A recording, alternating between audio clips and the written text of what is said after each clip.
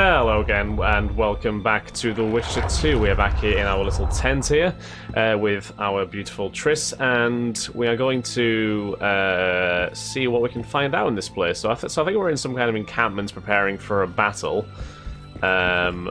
So we got some orens in here. Let's have a little look around this place, making sure we're not missing anything. Cool, let's talk to Triss. Anything further? No. I'll join you later. She's still just going to say that we're there. Okay, so what have we got? Journal, let's have a look.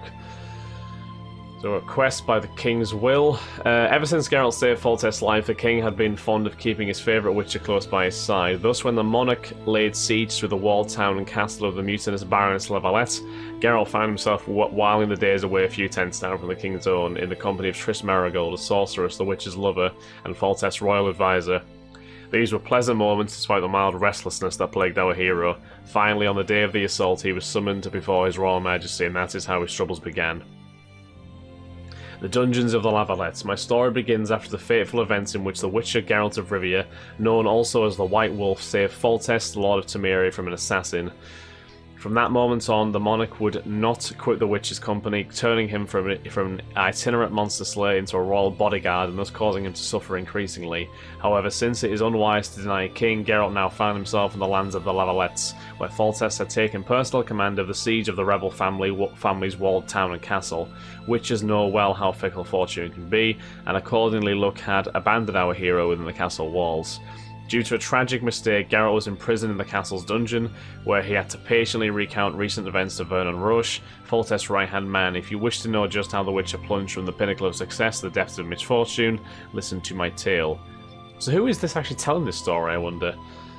So, when Geralt thwarted the plans of the Grand Master of the Order of the Flaming Rose, it seemed the situation in Vizime would return to normal sooner or later. A blow came from an unexpected quarter. As the Witcher was collecting his reward from King Foltest, an assassin sneaked into the throne room of the royal palace.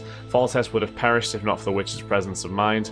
Geralt defeated the would-be Kingslayer and thus saved the monarch's life, but the Witcher was left wondering who had sent the killer and why. Intriguingly, the assassin seemed very similar to a Witcher, so much so that he might even have been one. And Triss said the same thing about the last one as well, didn't she? Was it the same one? I'm not sure about the time frame here. Right. During my travels, I visited the dynastic abode of the Lavalette family several times. Anyone who considers Vizime an impressive city is unlikely to have seen the ancestral citadel of the Lavalettes. The immensity of the fortress is simply breathtaking, to the extent that calling it a mere castle is either a gross inaccuracy or a jest. Expanded over generations, the walled town boasts the greatest fortifications in Temeria, and perhaps in all of the northern kingdoms. The citadel is located near the strategically important White Bridge, which connects the banks of the Pontar. It commands the entire area, including the nearby trade routes and river crossing. No wonder then that the rebellion of the Lavalettes disturbed Foltest's sleep. So, characters. I have chanced to visit the court of the Lavalettes on several occasions in the past. Invariably, I was greeted and received in a manner befitting of my fame and talent. Baroness Mary Louisa was a very comely lady, her beauty having fully blossomed, her hair dark, her lips sensuous. As with many women married to markedly older men, rumours about her were plentiful. Among them, one claiming that she had a love affair with King Foltest himself, and that the monarch had fathered her younger children. Oh god. Right. I have known the sorceress Triss Merigold for a long time, for she is one of Geralt's closest friends. The young, pretty, talented, auburn-haired mage from Maribor hardly reminded me of the giggling flapper of years past. Her knowledge, abilities, and loyalty had brought her far. A hero from Sodden, known as the 14th of the Hill, for she was mistakenly counted as the 14th mage to die in that battle. She sat on the royal council of King Foltest of Temeria. And though they say that a monarch's favour is uncertain, for the king had once expelled all mages from Temeria, Triss had managed to gain Foltest's trust. As regards the Witcher, everyone who's witnessed to Triss's friendship with Geralt, anyone who saw them together would easily confirm these two had much in common, and it is common knowledge that an old flame never dies. Right, behold our hero. Subjected to mutations and rigorous sword and sorcery training as a child, he's become a superhuman monster slayer. Always penniless and often disdained by those whom he protects, he wanders the world seeking work. Fate has little mercy for him, piling obstacles in his way, yet he trudges on. He has more scruples than a begging bum has fleas. Doubts haunt him even when a band of ruffians, knives drawn, approaches him on the highway. Is he a good man? I do not think so. Does he try to maintain his humanity? I believe he does. You must know that Geralt of Rivia died once already, or at least everyone thought him dead. During a massacre in Rivia, he sought to defend non-humans and fell to overwhelming odds.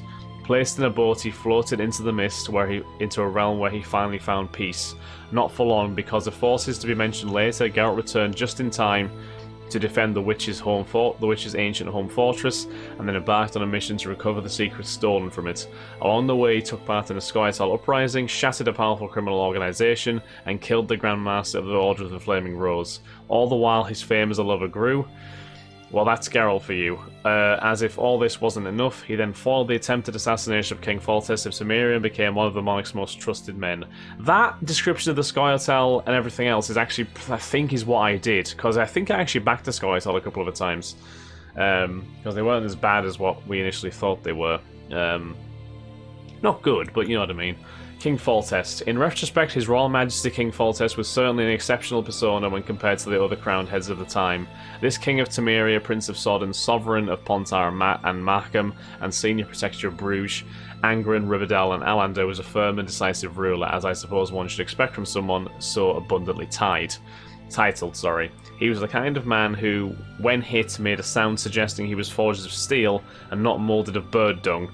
Being unmarried, he led a rather casual private life. In his youth, while still a prince, Foltest strove to demonstrate what he was capable of, and he proved capable of much. The love affair he had with his own sister, oh no, by whom he fathered his eldest daughter Ada, is widely known, as is his later affection for Baroness Mary Louisa Lavalette. Both relationships bore heavy consequences, so to speak, and in both instances, Geralt found himself stuck in the middle of the resulting mess. Oh yeah, because Ada was the one who turned into a Striga, wasn't she? Because she was cursed. Dandelion. So this is Dandelion, right? That makes sense actually, because he's a bard, isn't he? So it makes sense that he's writing these.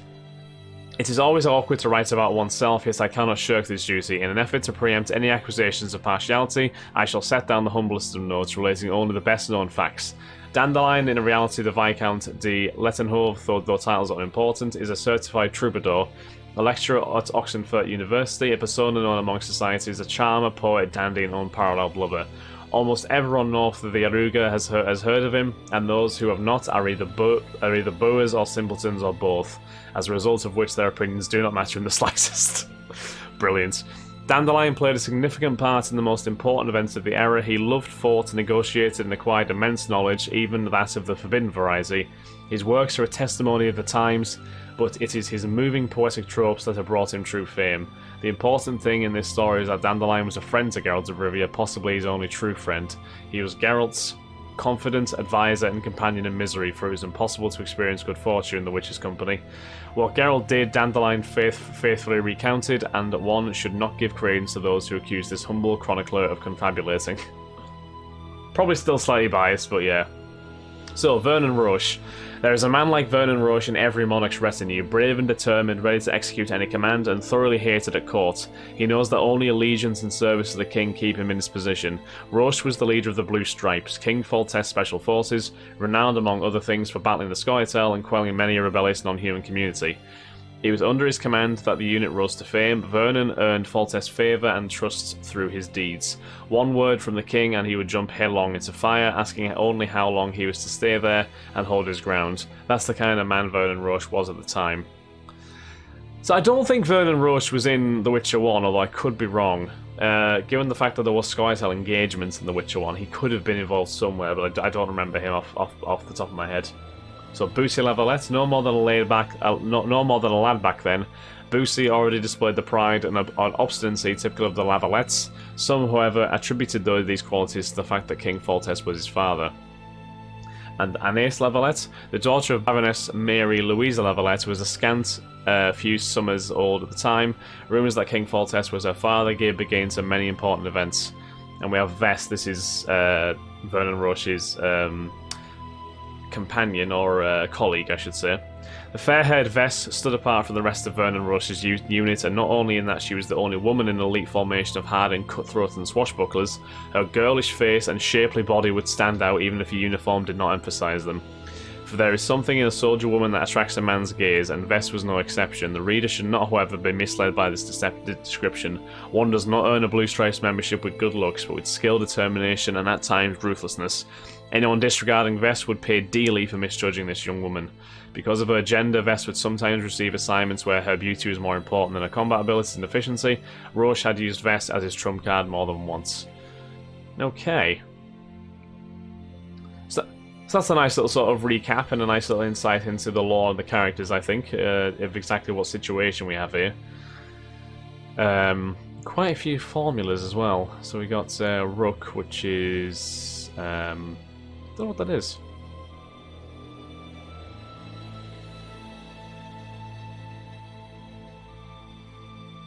It doesn't actually say what Rook does. Rook is especially helpful against resilient, heavily armoured opponents.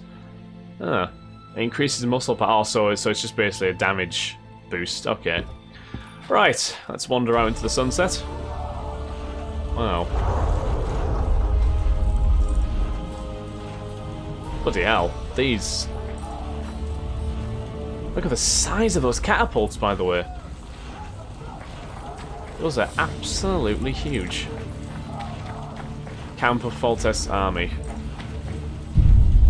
Got some Celandine there.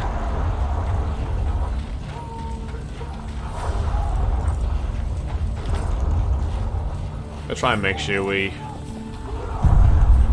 collect as many herbs, etc. as we can, in case we need to craft anything later on.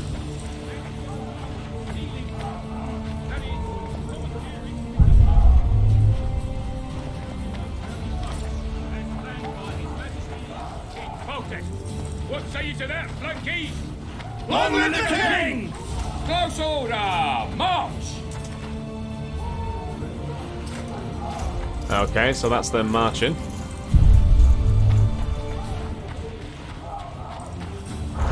So the kind of tense of this is the fact that King Foltest is assaulting the keep of basically a rebel Lavalette family member. Essentially. Hello. Cheer up, Witcher. Like some various bits and pieces there. Cheer up, Witcher. Please don't tell me to cheer up. I am immensely miserable and you should know that.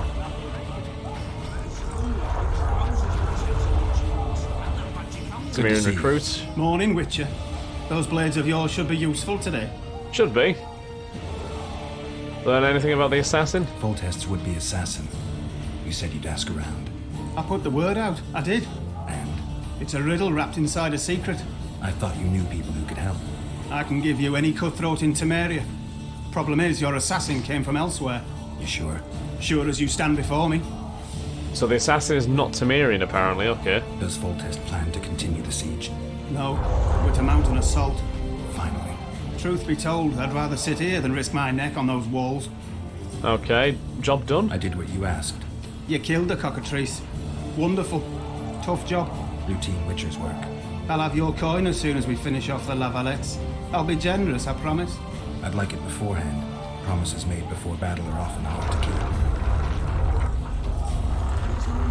Okay, so we apparently killed a cockatrice for that gentleman. Oh, looky there, new boy, it's that Witcher. Geralt of Rivia ought to know about amulets. Okay. Witcher, sir, I have a question for you. Shoot. We know each other? What can I help you with? Don't recognise your old mates. We're the Crinfrid Reavers. I lost my memory. As did Bohart. Amnesia. Can't beat it. After the hunt for the Golden Dragon, he took a spell and hit his head on a rock. He can still be a beast in battle, but besides that, he don't do much save eat and shit. Rarely even lusts after women. I doubt that's amnesia. I'm Kenneth, and this one here they call Desperate, and this is New Boy. He's apprenticing with us, like. I haven't had much luck with the monsters of late, so we enlisted. Now New Boy's gotten himself into this wager situation. Would you help us for old time's sake? I mean, we all got a little riled. But those are bygones, as I see it. We'd have set you free. The sorceress too. Boholt was just fooling about the raping and all. Raping? Was someone going to rape Triss? What kind of trouble are you in now? It's a matter of life, death, and quite a bit of coin in Jesus. New boy bet tonight that he'll survive the assault in his shirt and knickers alone. We drunk a bit by then, I admit, but a wager's a wager.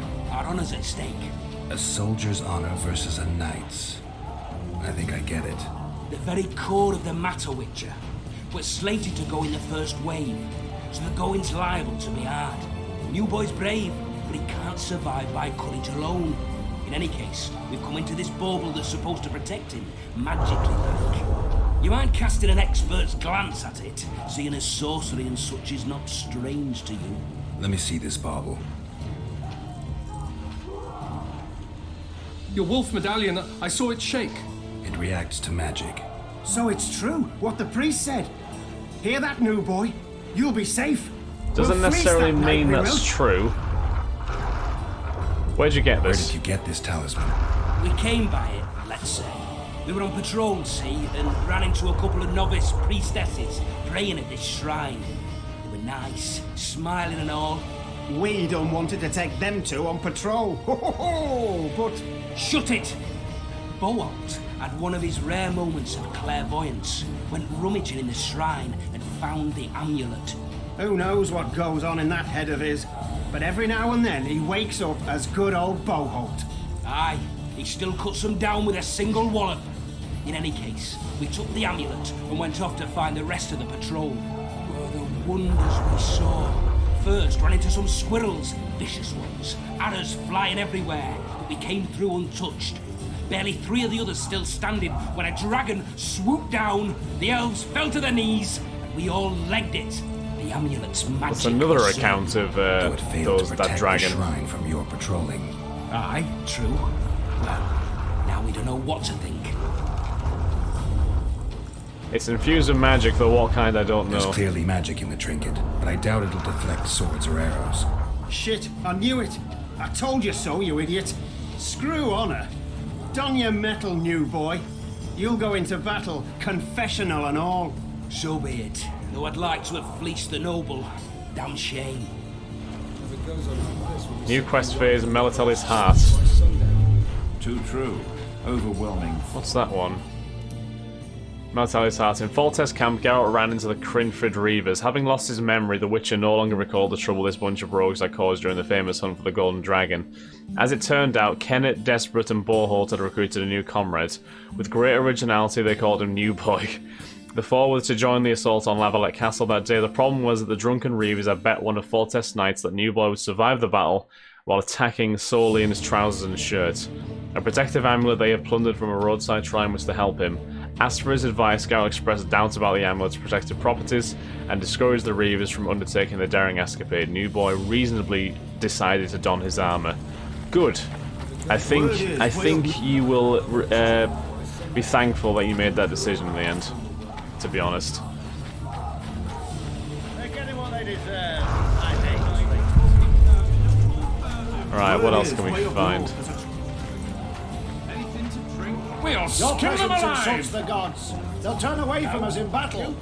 Your presence insults the advice from a gods. veteran? They'll turn away from us We're in getting battle. wine!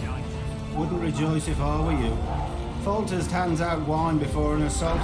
Thinks his men'll grow unnaturally large bollocks. A single Witcher's worth a whole platoon. Cheer up, Witcher. Any advice from a veteran? Bloody sods. Oh, you can use this pot. Did I... Hey, you're the one who crushed Salamandra. Oh, so you can... Anything to drink? Ah, so you can... You daft. Right. Oh, you deaf? Trebuchets are fucking pounding the pulp out of him. Must be shitting themselves on the walls. Laugh all you like. Come the assault and be slipping on that shite. Better that than my own entrails. With Foltest to victory! So many men will die. All because of one Care for a bitch. shot before you enter the siege tower? Or don't you drink and ride? Wasn't it you who defeated the Grand Master and put down the rebellion in Vizima? Rippling hot air means you're near a place of power. To activate it using a medallion by pressing...